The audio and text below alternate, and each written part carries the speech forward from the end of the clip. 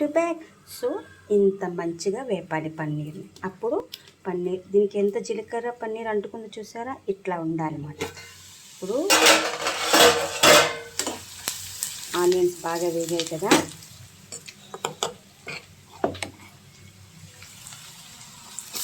ఇది కూడా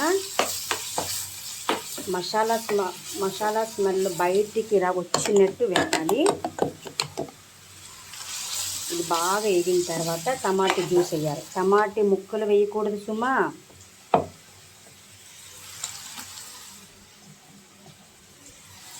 అమ్మ నాన్ని పిలుద్దాం, ఎందుకంటే మంచిగా తింటారు భోజనం. అమ్మ నాన్న వదిలిపెట్టిన అన్నం మనం తినేద్దాం. ఇది కొంచెం సిమ్లో పెడదాం.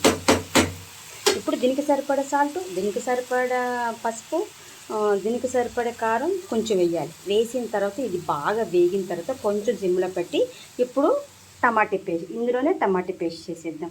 చూసారా ఫ్రెండ్, ఇంత నీట్గా వేపితేనే పన్నీరు మనకి బాయిల్ అయినప్పుడు, మసాలా ముద్ద బాయిల్ అయినప్పుడు కరెక్ట్గా పట్టుకుంటుంది. చూసారా ఎంత జీలకర్ర, కరివేపాకు, పచ్చి కరివేపాకు వేయాలి, మంచిగా వేయాలి. అప్పుడు కడుపు శుద్ధి అవుతుంది, స్టమక్ కూడా ఎక్కువ ఉండదు అన్నమాట. అంటే బొజ్జలింపుగా తిన్నా స్టమక్ సన్నంగా ఉంటే బాగుంటుంది కదా. అమ్మాయి అంటే స్ట్రెచ్చర్ అబ్బా, ఆ స్ట్రెచ్చర్ పేరే రజనీ అబ్బా. సరేనా ఫ్రెండ్, ఓకే. ఇదే లాస్ట్ బ్లాకు. పన్నీర్ అంతా అయిపోయిన తర్వాత కొత్తిమీర చేసి ఫినిషింగ్ ఇచ్చేద్దాం. టైం లేదు, ధనియాలు చారు చేయాలి కదా. అప్పుడప్పుడు దాహం వేస్తుంది కిచెన్లో, కొంచెం మజ్జిగ తాగుదాం. ఎందుకంటే మార్నింగ్ ఏం తినను కదా ఫ్రెండ్.